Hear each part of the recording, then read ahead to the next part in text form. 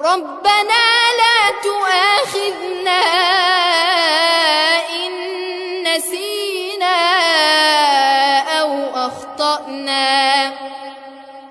ربنا ولا تحمل علينا إصرا كما حملته على الذين من قبلنا ربنا ولا تحملنا